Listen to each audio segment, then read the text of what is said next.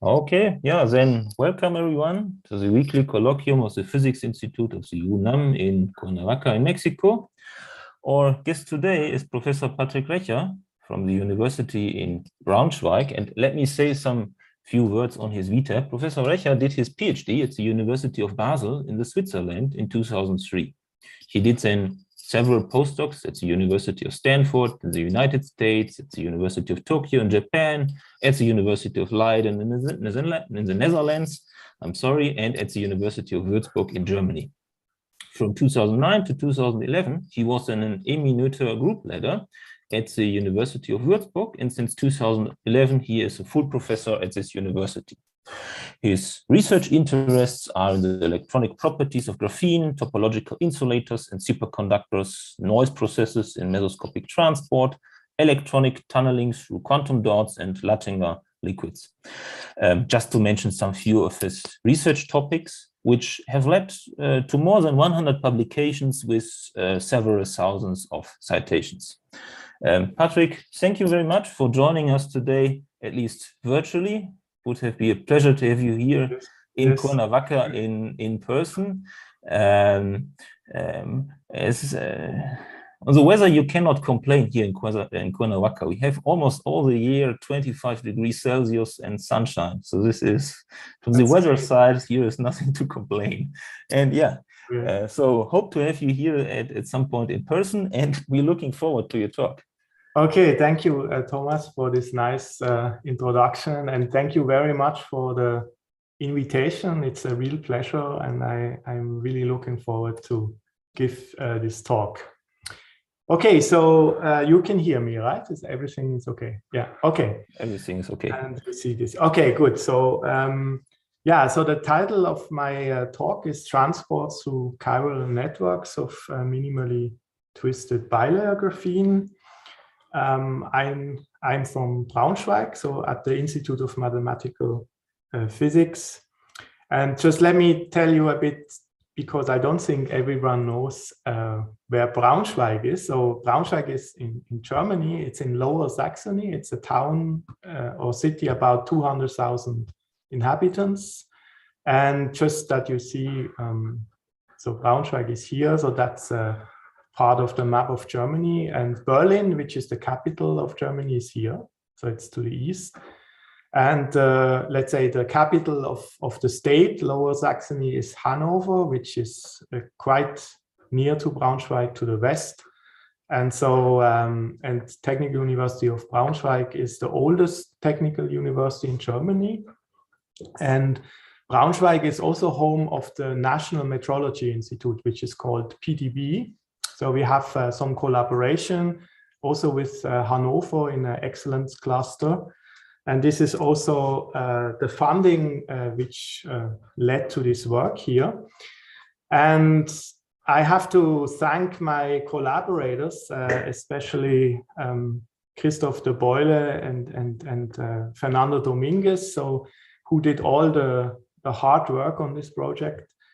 And Christoph is now in Luxembourg, but now at the moment he is for 1 year in the US working with Eugene Mealy, and Fernando is still a postdoc with me.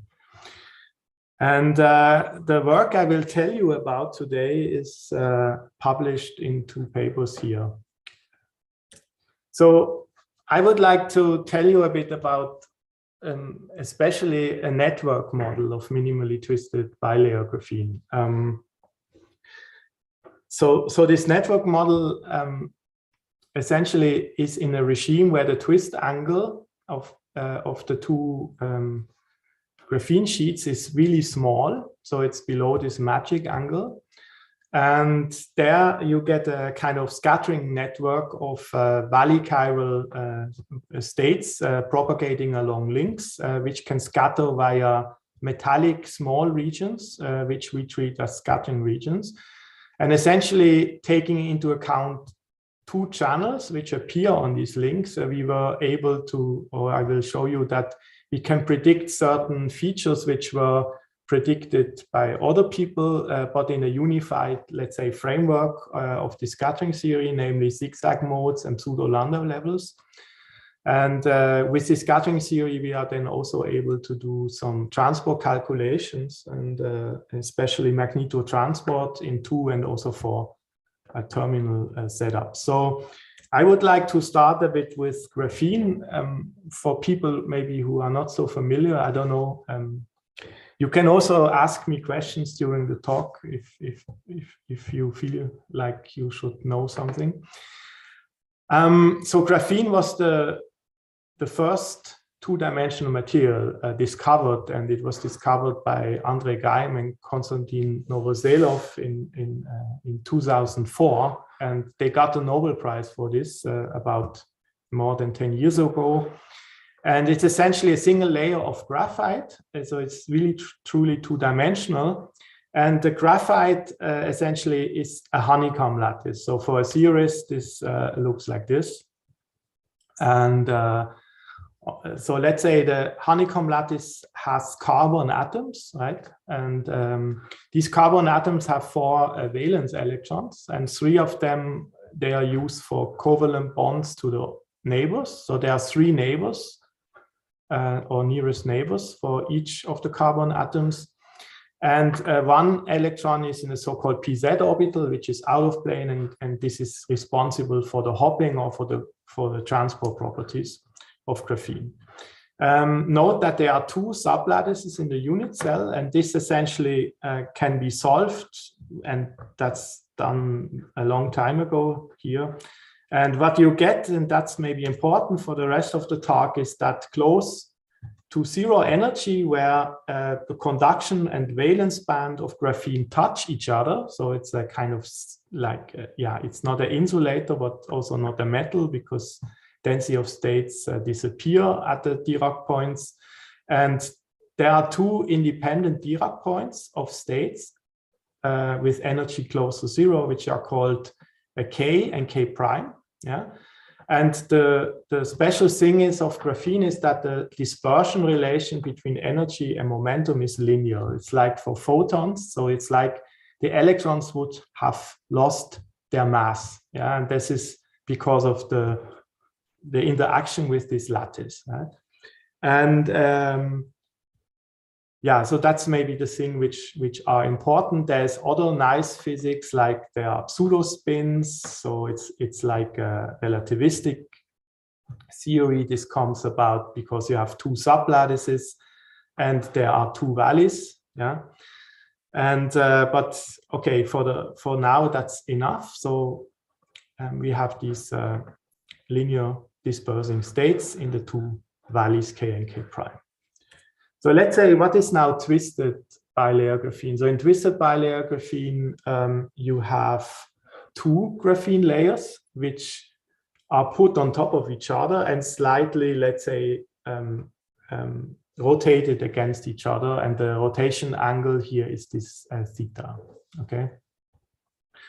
So the first thing you see here is that it looks like there is a new lattice appearing, yeah, like here, like there are new lattice points, like here, here, here, here.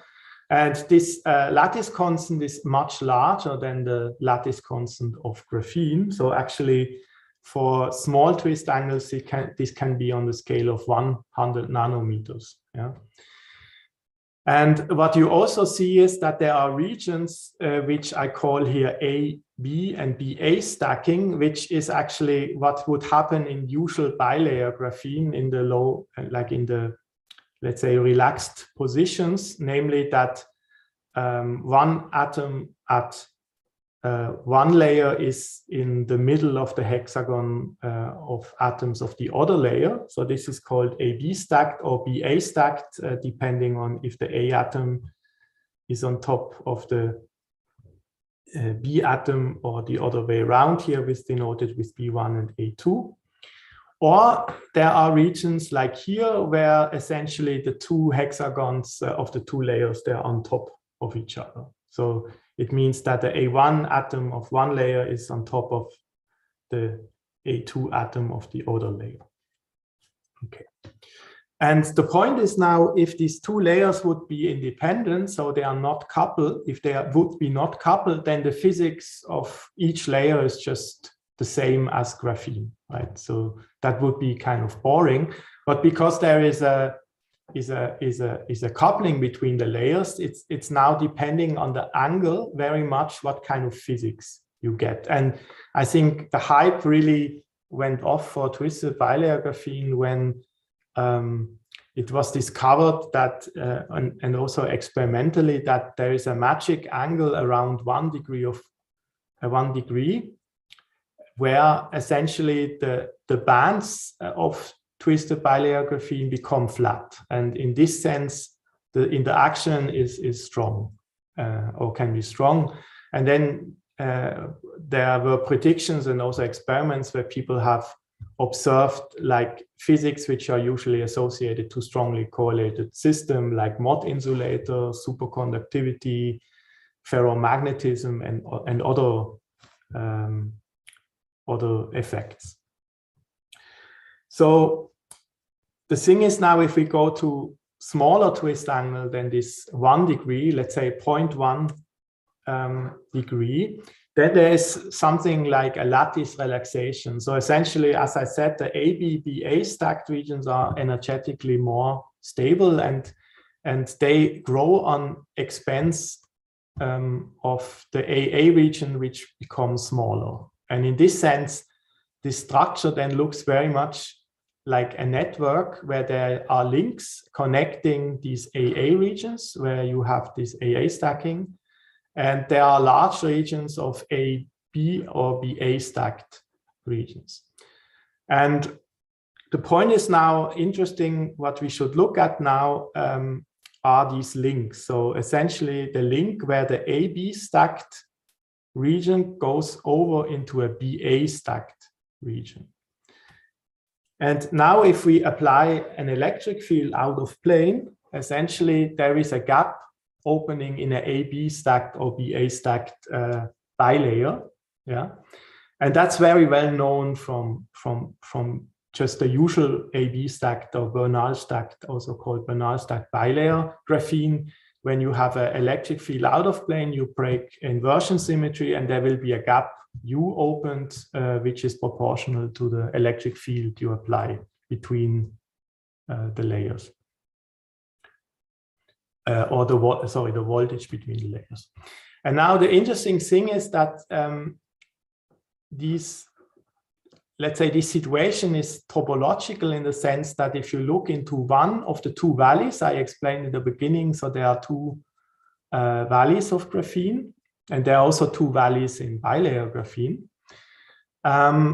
If you calculate what people call the Chern number, which is a topological invariant, then you will find that this Chern number is always equal to plus or minus 1. Okay.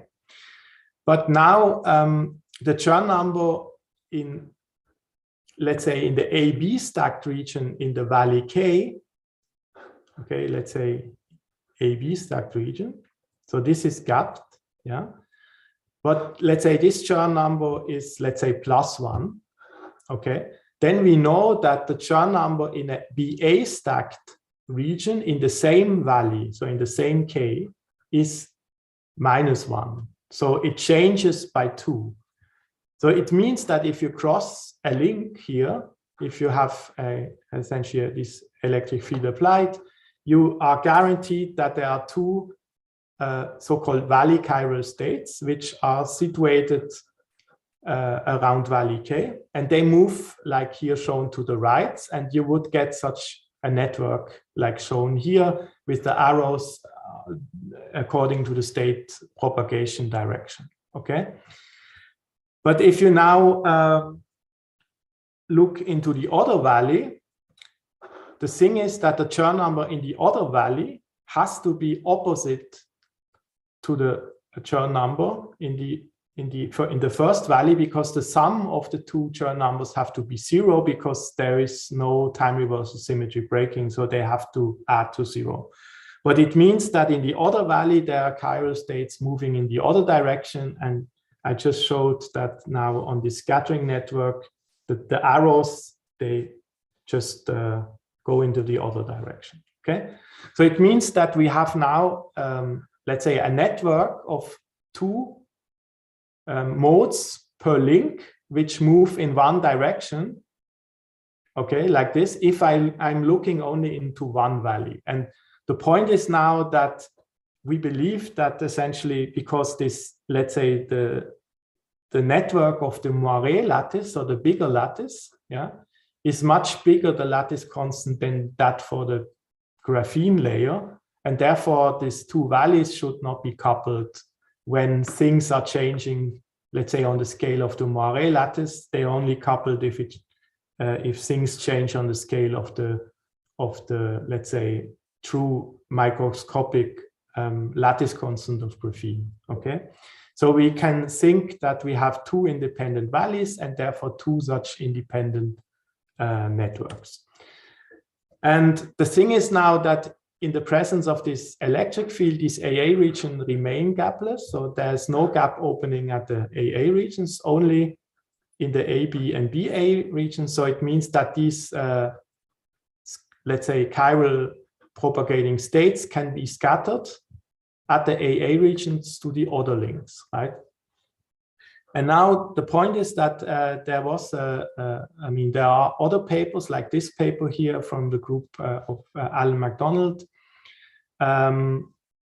where people have looked at such a scattering network, but only include one of the two channels. So it's essentially, or you can say there are two channels, but they are not coupled by the A regions. And what I will show later is that symmetries principally allow the coupling between different channels by the AA regions, and this has dramatic consequences. For instance, in this model here, in the one-channel network model, it's always metallic. And other calculations, for instance, in this paper here, have shown that if you look here at the Fermi surface, that you see for certain energies that they are like metallic states, but for other energies, it seems that these modes are coupled and there are some gaps opened, and the Fermi surface is deformed. It looks a bit like these fidget spinners. So such things cannot be predicted by a one-channel scattering model. There are also experiments where people have looked into these, let's say, minimally twisted bilayer graphene system, and they have observed some Aharonov-Bohm oscillations, and I will show later that we can also find Aharonov-Bohm oscillations within our theory. But now, what's our theory? So I will try to, I don't know, you're probably not all theorists here, but let's say there are no second quantized operators or anything. It's really like wave quantum mechanics. Okay, so let's consider one node. So one of these so this black thing is like an AA region. We have three incoming channels, so which, let's say, propagate towards the AA regions, which would be these A2, A1, and A3 links, okay? And I'm looking now only into one value, okay? The other value would just be the opposite direction, but let's just consider now one of the two values. So because we have two states per link, there are 6 incoming states and 6 outgoing states, which are denoted, as I said, by the A operators for incoming states and B operator for the outgoing states. And generally, what couples incoming amplitudes and outgoing amplitudes is what's called the scattering matrix. And in this sense here, it's 6-dimensional for one node here. Now what we did is we said, okay, let's just consider the basic symmetries which essentially restrain or constrain the scattering matrix. And as you can see, there is a C3 symmetry, which means that rotation around 120 degrees does not change the picture here. So it means that if you rotate A1 to A2, A2 to A3, and A3 to A1, you get the same picture, and that's also generally a symmetry of this twisted bilayer graphene. So there's this C3 symmetry, and that's essentially just relabeling the amplitude numbers, okay? Then there's a more subtle symmetry, namely time reversal symmetry, okay? We don't have a magnetic field at the moment, so there's time reversal symmetry. It brings you from one valley to the other valley, so I would have to include the other picture with the other propagation direction. But I want to have a symmetry in the same valley.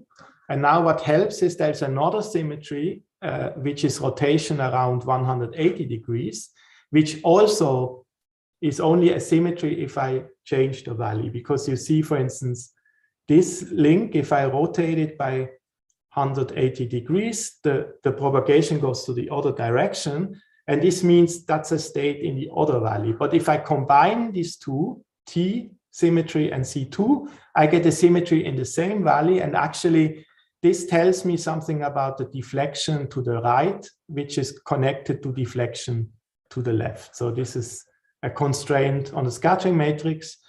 And there is also the general condition because current is conserved. So everything which flows in here has to go out somewhere. That means that you have to have a unitary scattering matrix.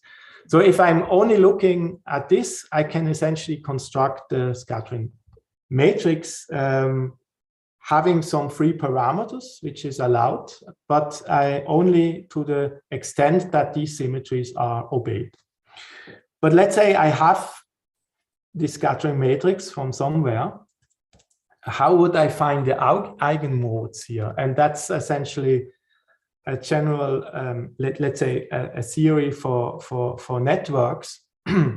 What you can say is that, let's say I try to explain it. So the amplitude or the incoming amplitude at some node position, so at some point A here, which is called R0, is connected to one of the, let's say there are three directions, L1, L2, L3.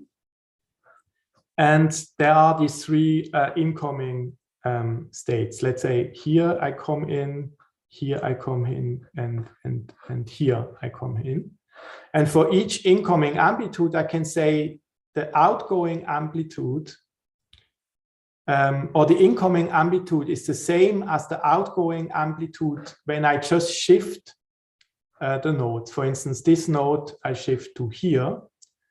Or let's say if I come in here, that's the same as the outgoing, or let's say the outgoing one here is the same as the incoming one here, but just at the other node, okay? Up to a phase, which is this lambda here, which is e to the I times the energy of the particle times the length of the propagation, which is L here. So that's just the length of the link, divided by h bar times the velocity of the particle. Okay, so this connects ingoing to outgoing, but at another node.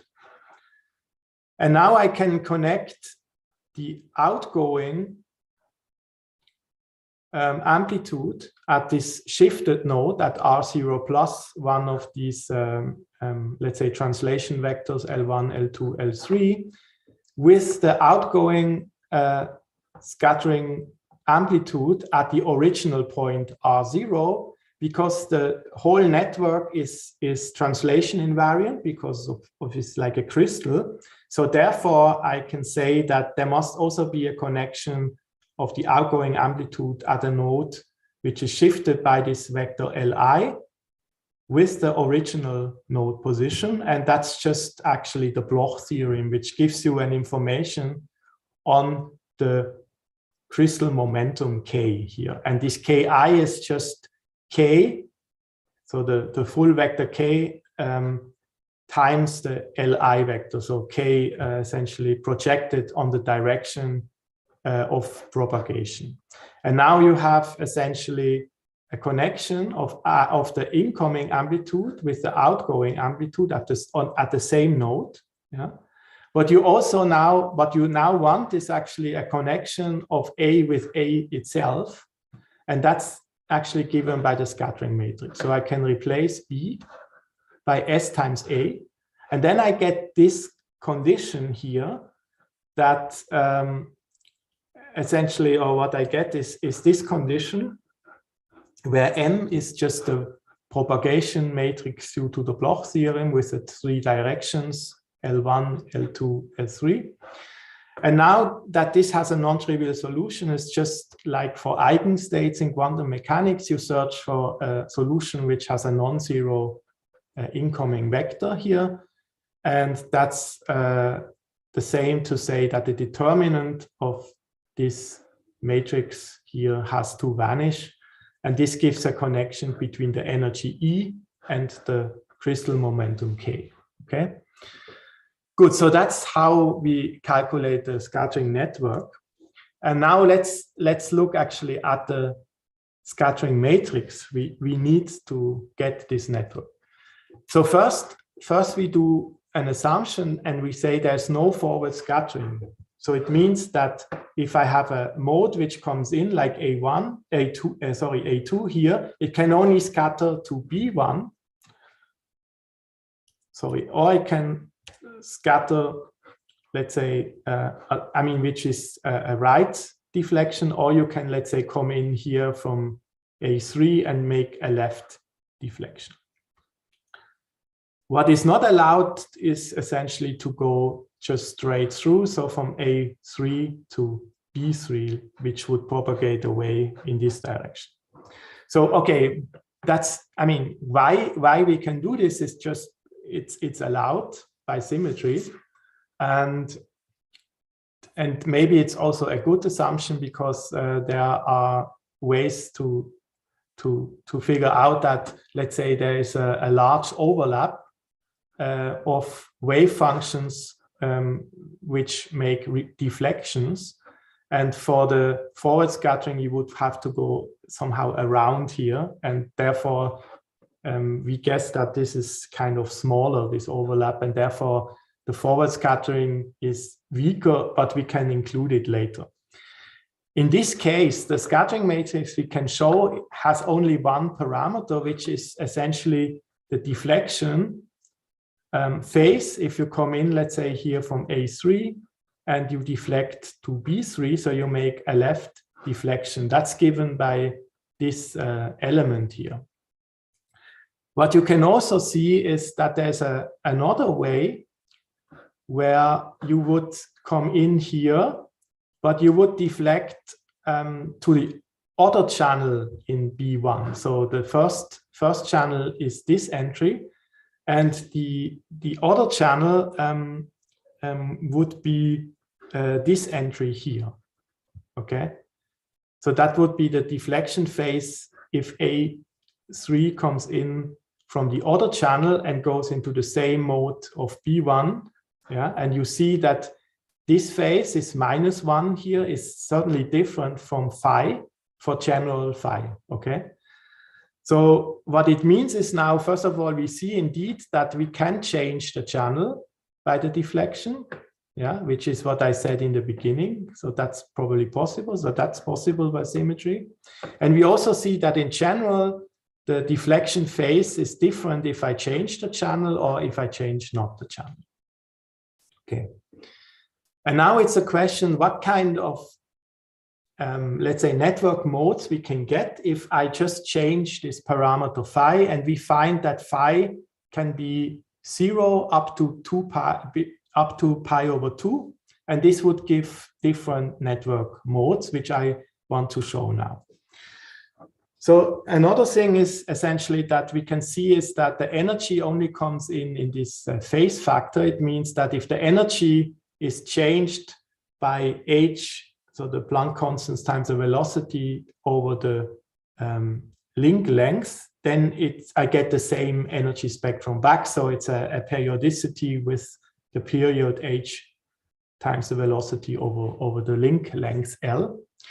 And what I find is if this scattering or deflection phase phi is 0, I get actually a triplet of 1D chiral modes, which you can show here, and I will just show in a minute, where essentially you have like plane waves going in 3 independent directions, which are just given by these directional vectors in which I can come in here to the scattering point.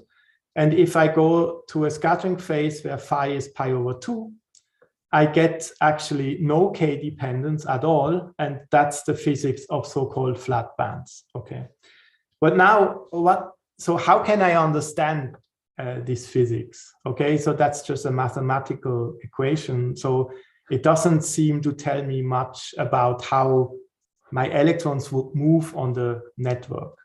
For this, actually, we can just do a trick. We just change the basis. Instead of having incoming amplitudes of the original 2 channels, which are A and A prime, I just make a linear superposition with a plus sign and one with a minus sign. So it's something like let's say anti-bonding and bonding states of the amplitudes for these links. And just for that you understand it, so the plus sign here, I would have in my pictures here with a full arrow, and the minus sign would be an amplitude I denote with the dashed arrow. Because it's a superposition on the same link, it means that the propagation direction of the original modes A and A prime is the same as the direction of propagation of these modes A plus and A minus. But what we find now is that for phi equals 0, if this deflection phase is 0, we find actually that the incoming state in let's say in the plus version, let's say, can only deflect to the other mode with the minus, which goes to the right. So there's no deflection when I change the mode to the left. Okay, so what I do is I only can change deflection where I change the mode, and then I have to go to the right. This is what we find for phi equals 0, and this means I do such a zigzag motion. Okay, and this zigzag motion appears for all 3 directions. So in this direction, I propagate along L1. That's the blue one. The red one would zigzag like this.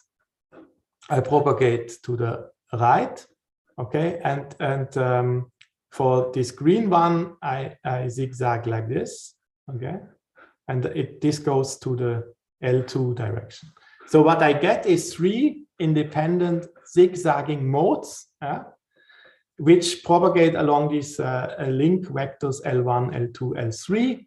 And actually the spectrum now is just like a plane wave in optics, if you wish, where essentially the energy only depends on K projected on the direction of propagation, which is along LJ.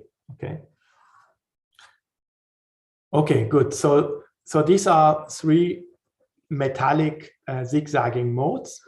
And if I go to another phase where phi is pi over 2, I find that in this new basis, if I reach an A region or AA node, I cannot change the channel, but I will remain in the same channel, but I deflect always to the right for the full line and to the left for the dashed lines.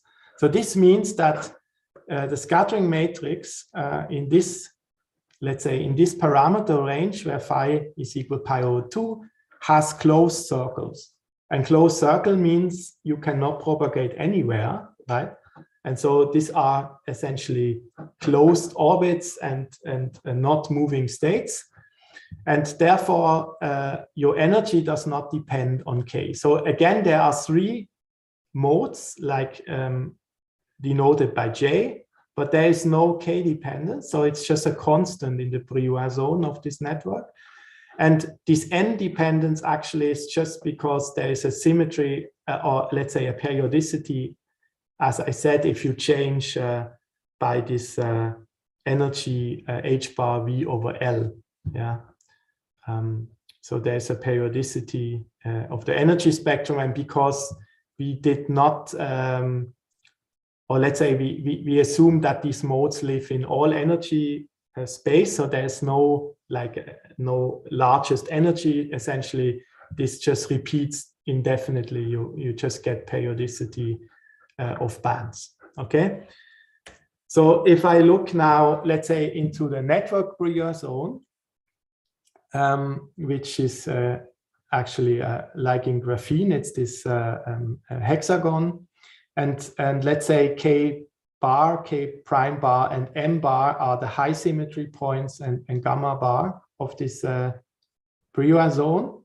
And I just go now from K to gamma to M to K prime. Okay.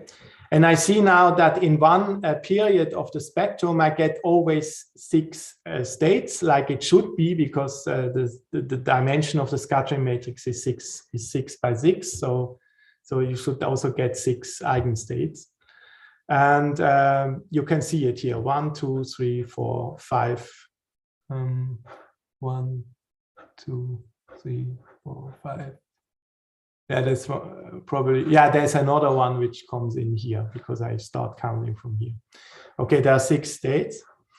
And you see that if phi is 0, so we are in this zigzagging regime, you see now they are really like a metal. So there are protected crossings here, so there are degeneracy points.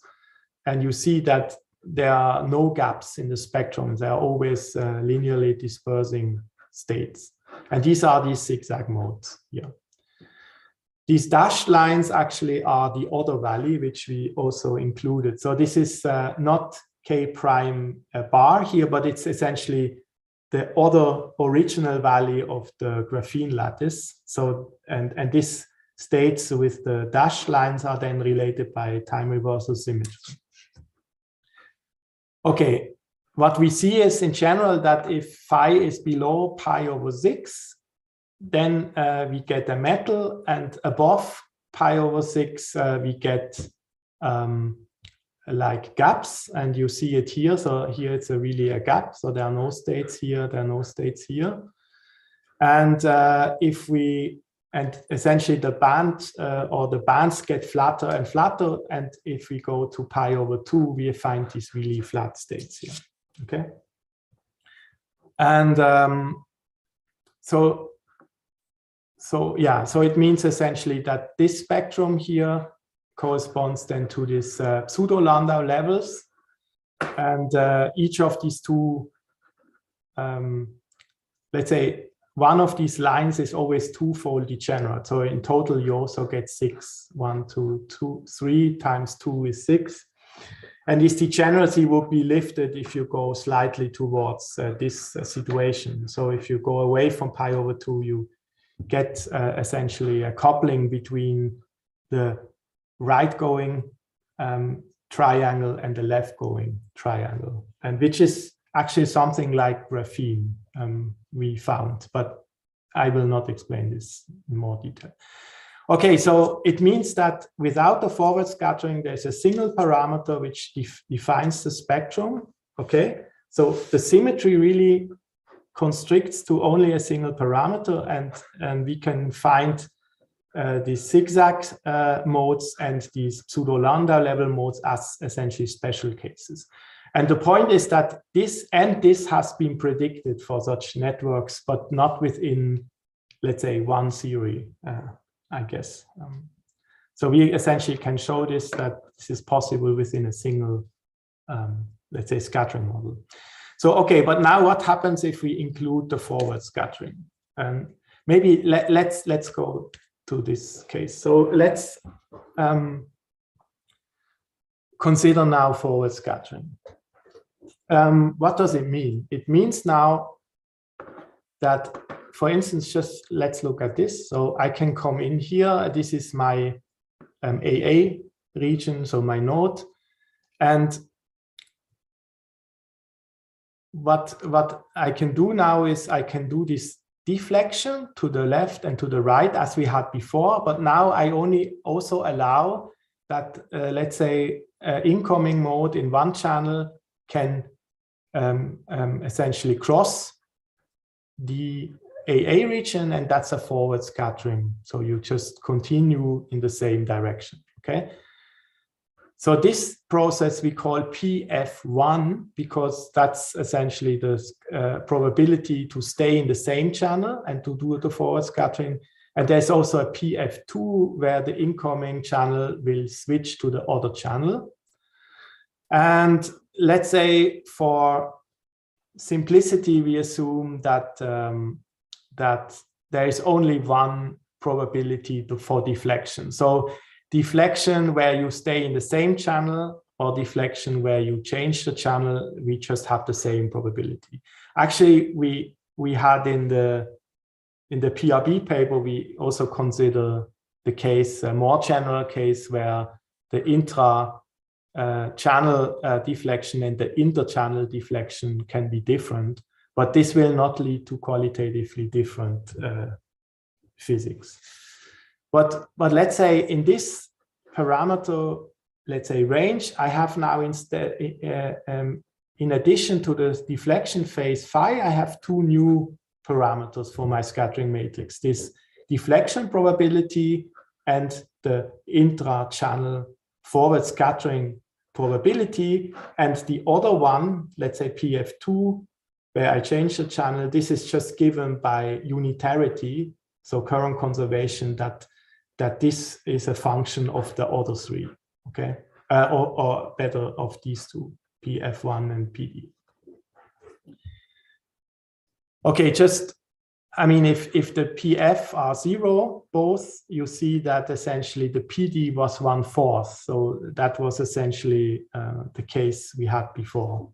But now PD is not 1/4, so, but it can be just depending on the PF1, can be anything between 0 and 1/4.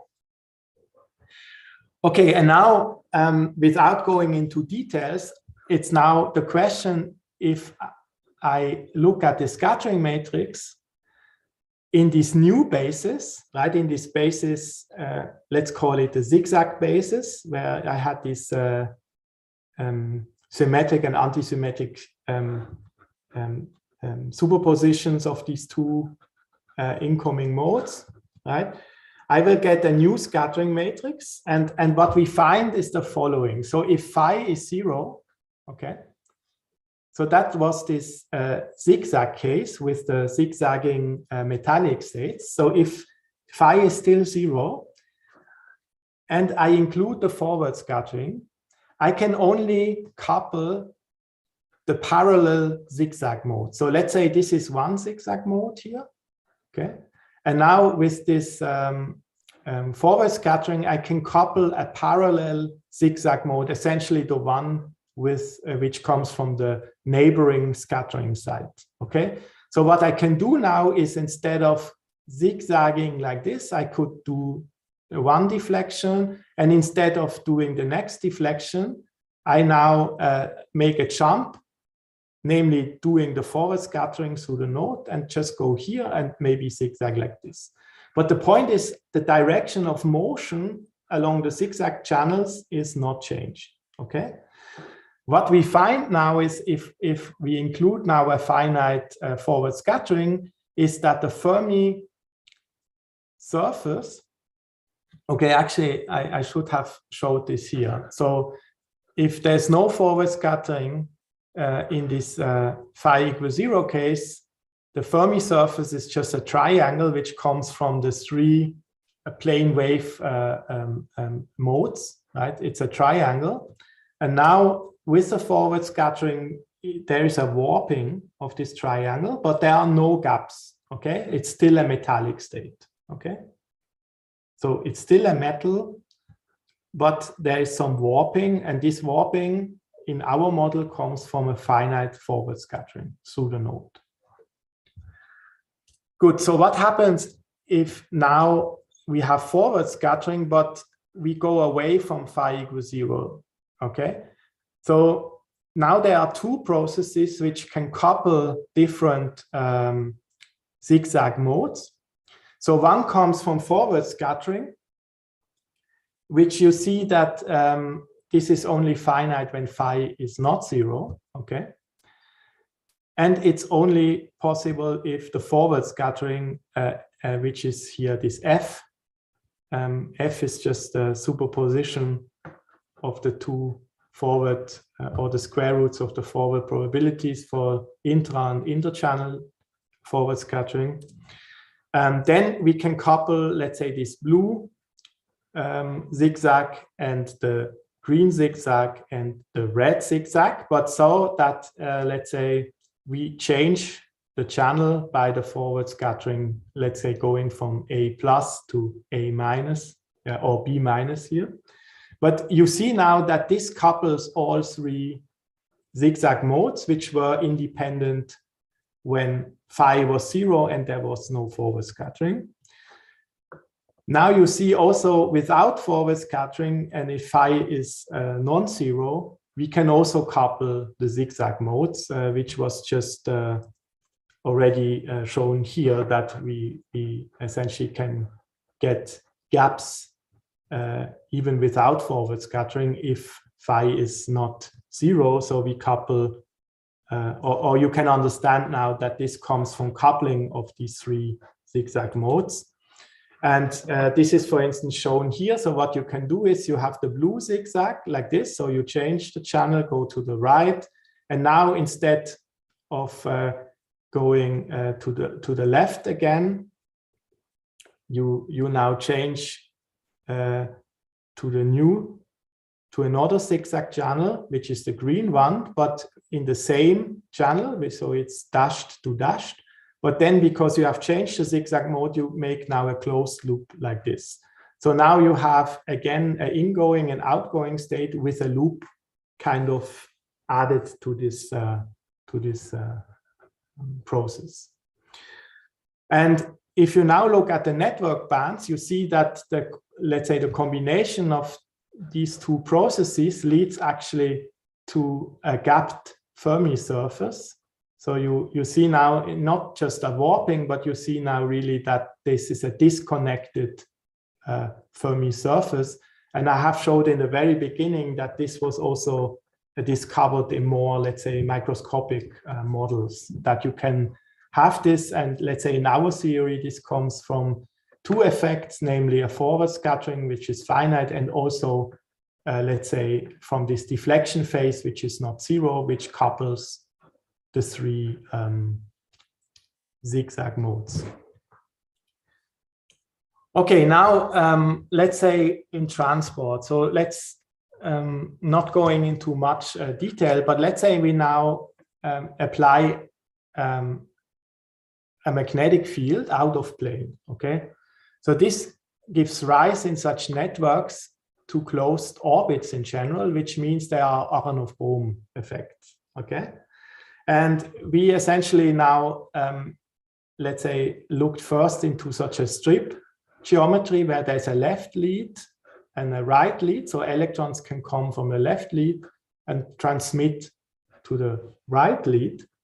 And we found that there are two cases of scattering matrices, S1 and S2, but they repeat always in in consecutive order like this. And let's say the length of this conductor is essentially some integer number n times the length of a link, L, small l here. And let's say the number of transverse mode is just the number of such unit cells here, which you can add just a number of modes, which is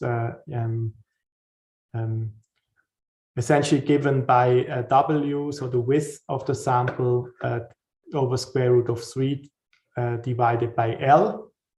So that's just a number of transverse modes. Okay, this number 4 comes from the 4 channel which come in, like here are 2 and here are 2, which gives this 4. And there is also a scaling by 4e² over h. So E squared over H is the conductance quantum. And this 4 comes from the 2 valleys, so from the 2 original valleys of graphene. And we also included, just for comparison, a spin degeneracy factor 2. Okay. But now let's say, how can now electrons go from left to right? So there's some transmission function. And we assume essentially that this magnetic field only leads to Aharonov-Bohm phases. So the scattering matrix of a node is not changed locally, but it's only changed because there's propagation between the nodes, which depends on the enclosed flux. So now there are 3 contributions. Let's say if I go from left to right like this, so there's one zigzagging mode which actually goes from left to right, and this can only zigzag like this if phi is 0. And even with forward scattering, we only couple the parallel zigzag modes, as I explained. So we can only do like this or like this. So we never backscatter, and therefore there is no flux dependence here. So there's no interference contribution, and this gives a constant background of the conductance, which here is at 2, okay, in these units here, which just comes from these 2 channels here. But now more interesting is actually the other 2 zigzag directions, which now, let's say, actually would go backwards. So let's say in this direction and in this direction. So they would never actually reach the right lead if there would be no coupling between parallel zigzag modes. But there's a coupling between parallel zigzag modes, and this can now lead to Aharonov-Bohm phases because of closed paths. So let's say, okay, for instance, there is this zigzag mode like this. Okay, you go like this. Or you can actually jump to the parallel zigzag mode with an amplitude PF here, probability PF, and do like this. Okay, and then you would have an interference loop which encloses this flux phi here. Or let's say this picture here with another, you can also enclose 2 such, let's say, squares.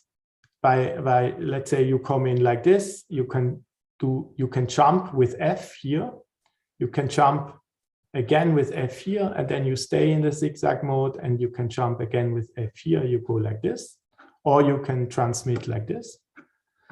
Or you can come in and you stay in the zigzag mode, and then you jump here, and then you stay in the zigzag mode, or you jump here again, and then you transmit, or you reflect like this. And there is an interference loop which encloses 2 such areas A here. So it means that in general, what we find is that there are Aharonov-Bohm resonances with multiples of the flux through this square or through the moiré cell. And let's say this would be 1 flux quantum through the moiré cell, and this would be half of the flux through the moiré cell. How is it? Yeah, so this is a flux which is half the flux through 1 moiré cell, so you need to enclose 2 cells like shown here. Okay, this would be these 2. If you enclose 3 cells, you would get another resonance, 4 cells, another resonance.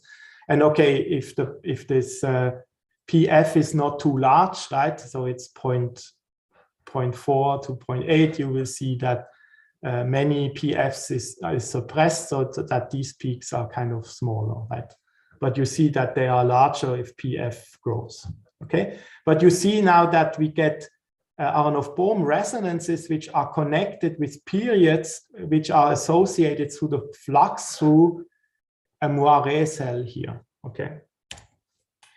Okay, good. So yeah, so this is what I wanted to say. And also interesting is that now the interference contribution do not depend on energy, because let's say if I go back again, because let's say the path I enclose in one of the interference paths is the same.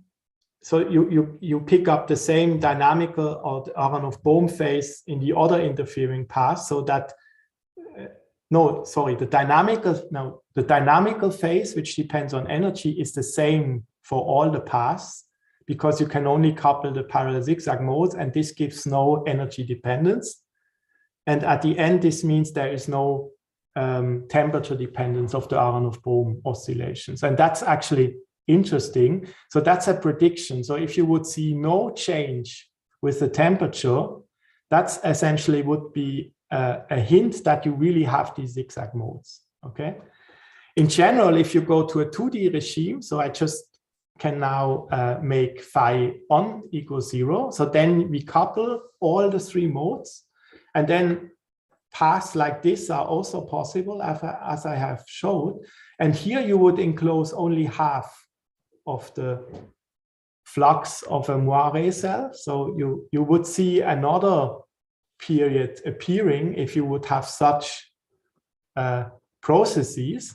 But these processes now have different dynamical phases for the two interfering paths. So it means that this interference contribution depends on the energy of the particle, and therefore the temperature dependence gives a dephasing, which means that the phi over 2 flux dependence, this is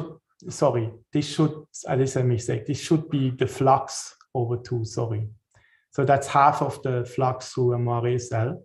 It's not phi, it's this big phi here. And this gives rise to a temperature dependence, which kills, if you go to higher temperature, it kills this flux, half flux contribution. And you would actually see at larger temperature the original Aharonov-Bohm contributions we had in the metallic case, where the only parallel zigzag channels are coupled. And actually you see this here in our simulation. So let's say the 0 temperature one is this blue curve, and there are more oscillations, right? And at the end, if you go to high temperature, you actually get back only the Aharonov-Bohm peaks associated with the flux through the moiré cell, and not with the flux through half of the moiré cell, okay? And that's essentially a prediction we can make for experiments. So essentially the thing is that the Aharonov-Bohm oscillation due to the zigzag modes, or let's say when you only couple parallel zigzag modes, these interference contribution in the magnetoconductance survive temperature, let's say the temperature averaging, and therefore essentially that would be a sign that you have such let's say zigzag modes. If you would see let's say a stable contribution due to this Aharonov-Bohm period associated with a single moiré cell. Okay, so I think my time is almost up. So we also did the 4-terminal setup where we had now just, you can extend the scattering theory with 4 leads. So then instead of left and right, you have also an up and down lead.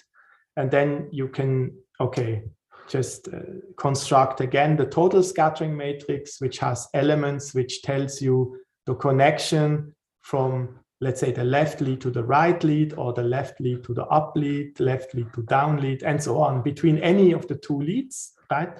These are these alpha and betas here. There are standard formulas for the transmission function between lead beta and alpha here as a function of the flux. And then you can calculate the currents in any of the leads with these conductances here.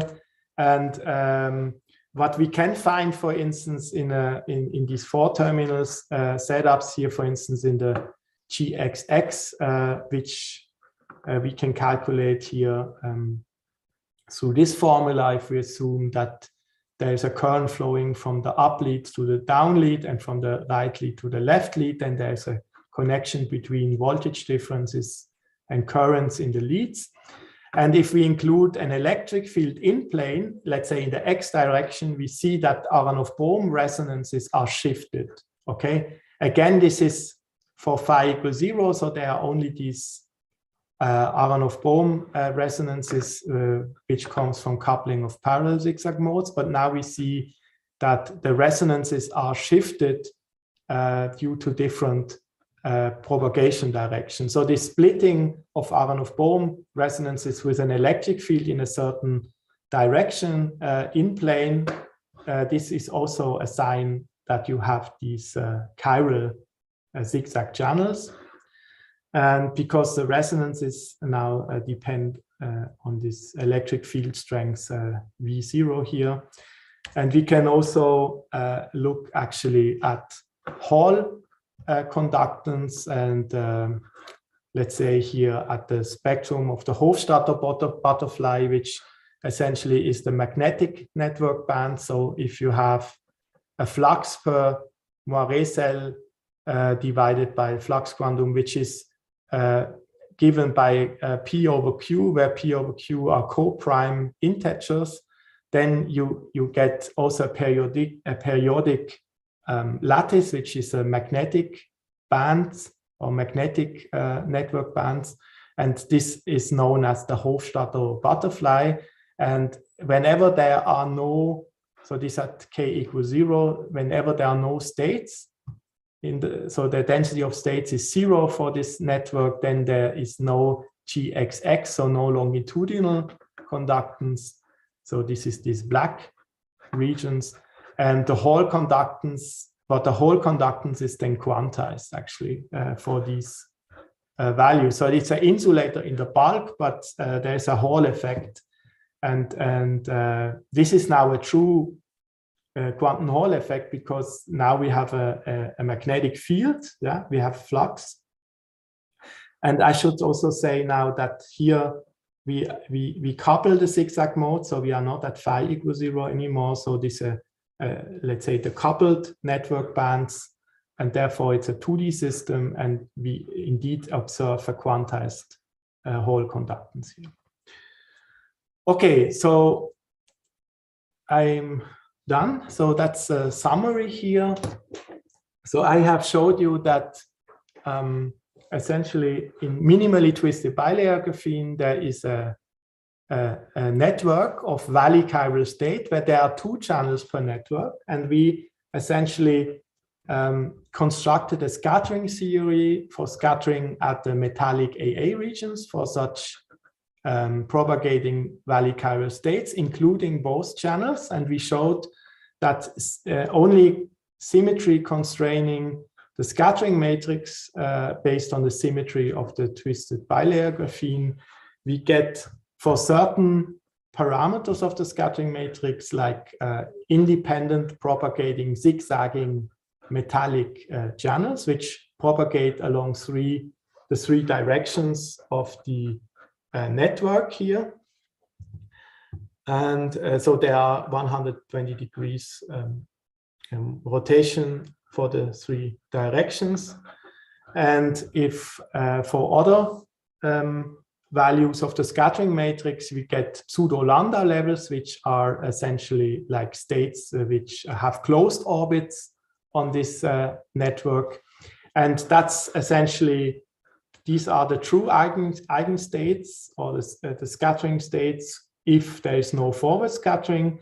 If we include forward scattering, then in general, these 3 zigzagging modes are coupled. But let's say if phi is 0, we still have only coupling between parallel zigzag modes. This gives rise to energy-independent Aharonov-Bohm oscillations. So they are insensitive to, in some sense, to the temperature. And that's also a sign for these zigzagging modes. So for a metallic regime of these zigzagging modes. In general, if we go to finite phi and we include forward scattering, we get a 2-dimensional physics, which actually can lead to Hall effect, quantized Hall effect in the 2D system for 4-terminal setup.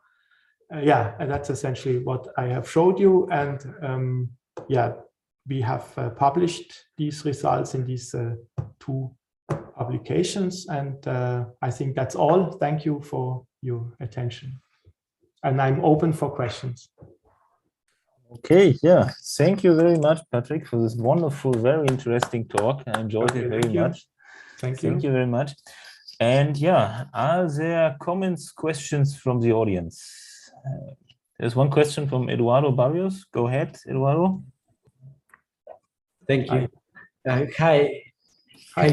Really nice talk. Very interesting, this approach to the thank you.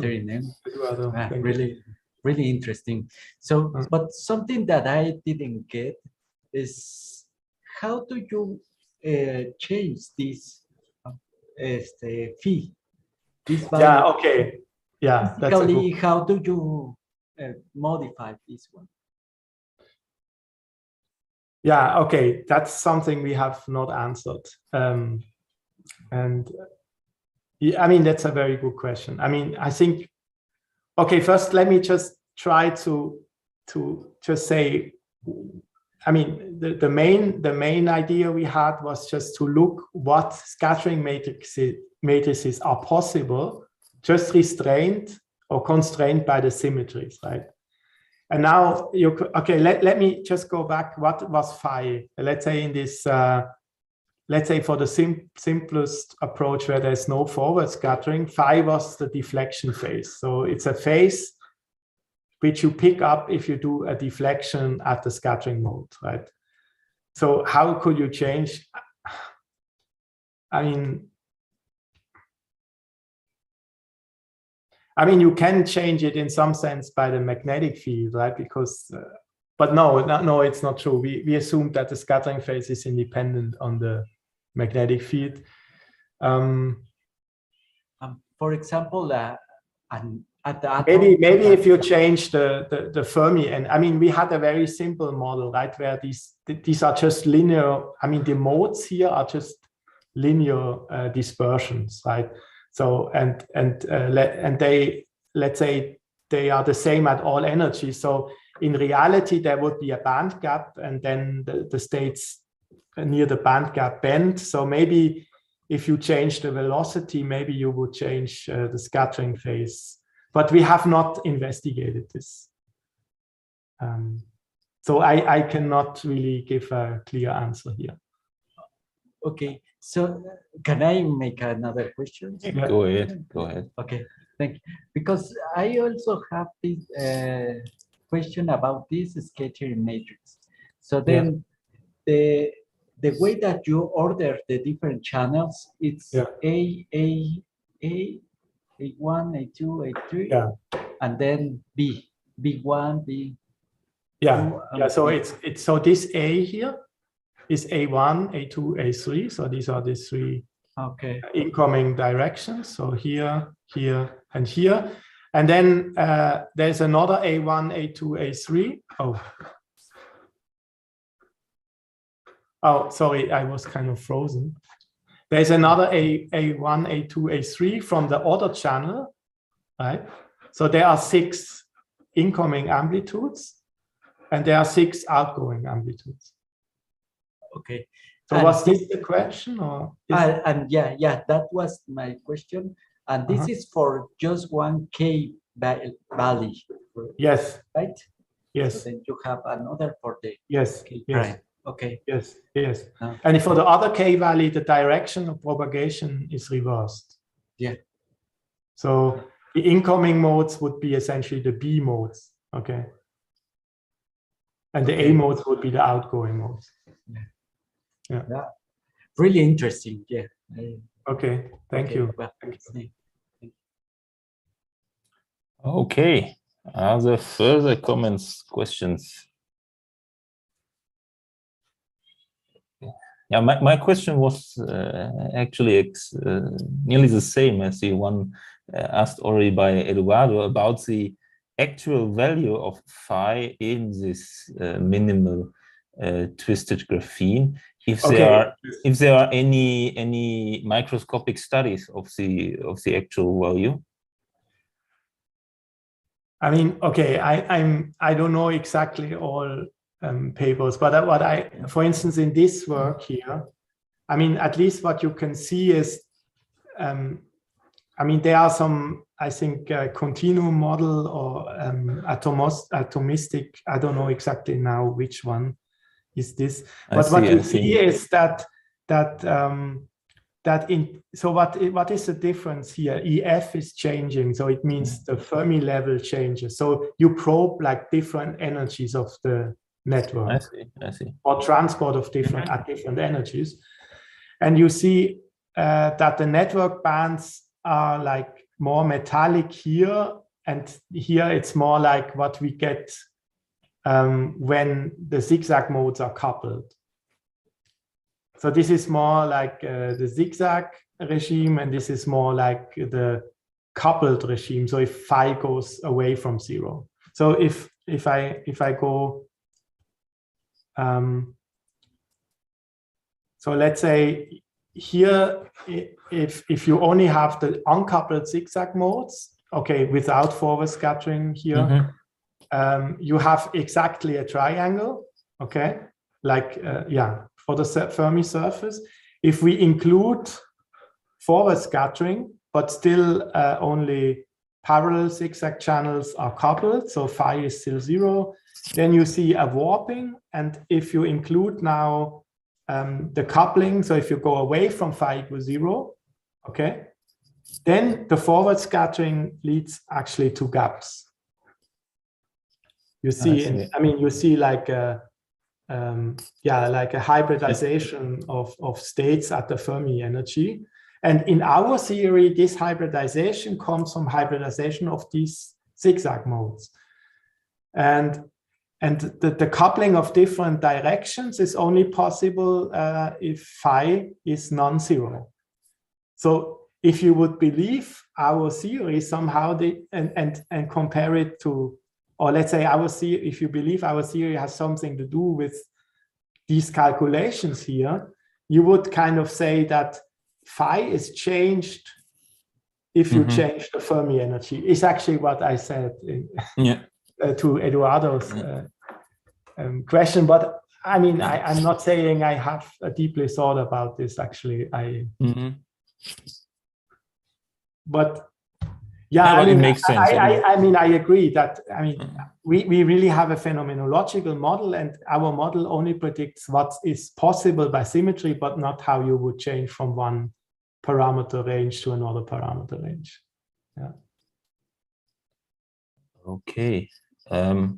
Would it be possible for this Aharonov-Bohm experiment with forward scattering to determine somehow phi with changing the temperature?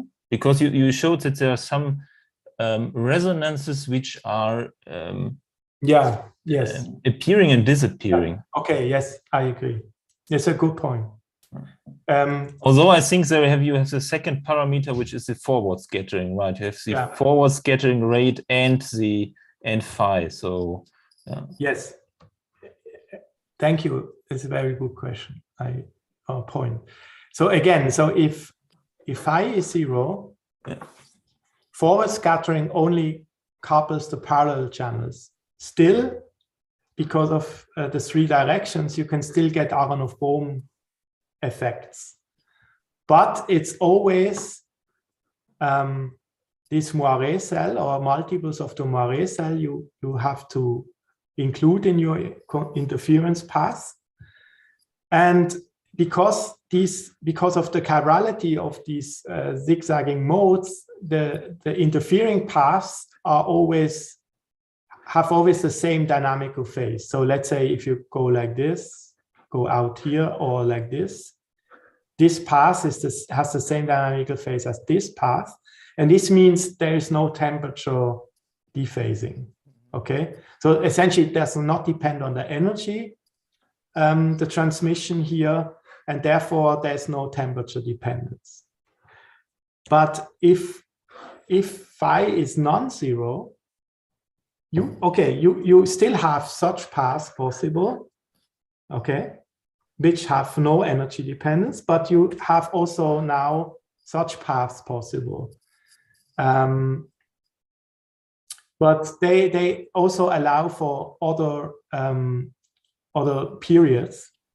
Okay, sorry again, that was a it's not phi, it should be the big phi here. It's this big phi is the flux for a moiré cell, okay, and this would be half the moiré cell. So you expect other periods in the Aharonov-Bohm effect.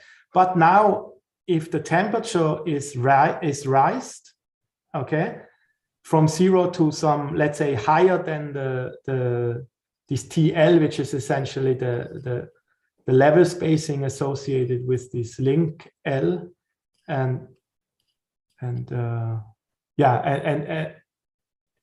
essentially KBTL is just the level spacing, and if the temperature is larger than the level spacing, paths which have such contribution with different dynamical phases for the two interfering paths, which gives an energy dependence of the transmission, they will be killed or thermally smeared out. Okay, and this, in some sense, you see here. So there are more oscillations at 0 temperature if we now have phi non-zero.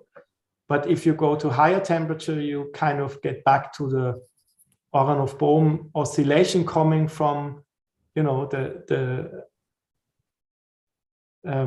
the coupling of the parallel zigzag channels, which leads to interferences which do not depend on energy.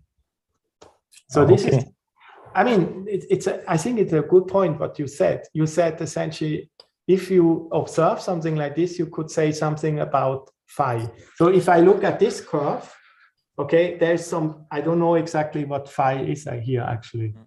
Okay, it has some phi, I don't know exactly, but let's say phi is finite, right? Then you could maybe see which phi we use. But probably, again, what Eduardo said, I mean, it would be nice to change phi. Yeah. But that's maybe not so easy. But okay, but you can at least say, you can maybe observe, if you believe our theory, you could say that if the periods change in the magnetoconductance with the temperature, that's a sign that you would have a coupling of the different channels. Exactly. Yeah. Exactly. Yeah. Yeah. Okay. Yeah. Thank you. So my second question about the phi was not to criticize your model. On the contrary, I really much enjoyed it to see the panorama and the spectra, what is possible, what can one observe, and it was just curiosity. In the same way, I don't know if you mentioned when we in absence of this forward scattering, you mentioned that there is this metal semiconductor transition at phi pi over 6. I don't know if you mentioned why pi over 6. Is there any explanation why the gap opens at pi over 6? No, I just observe it. Okay. I don't have a good explanation. Okay. Yeah. I mean, we just see that this is the value when the gap starts to open between the different, let's say, between bands within one period. So if I go back, this figure. Let's see here. So this is phi 0. That's metallic, and that's actually already.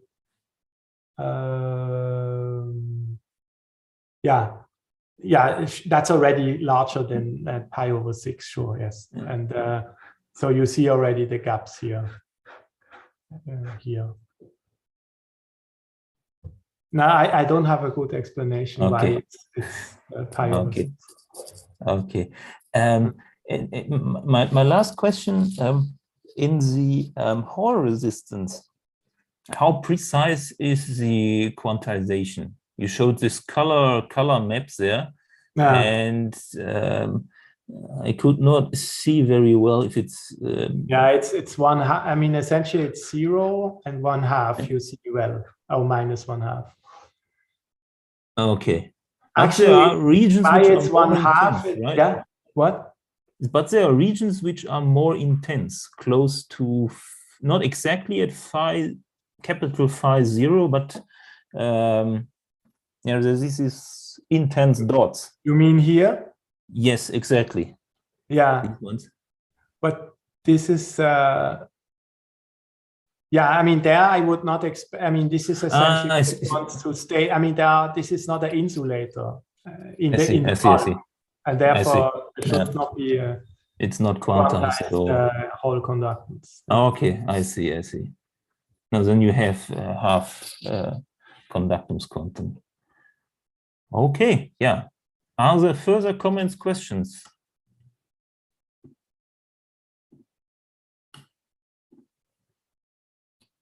Yeah, if this is not the case, Patrik, again, thank you very much for this very nice and very interesting talk. Sorry, I think I said something wrong. Did I say there is no Hall? There's no quantized Hall conductance. I wanted to say yes, there is a. There are states in the bulk. There's no quantization, right? It's just like a metal. Then.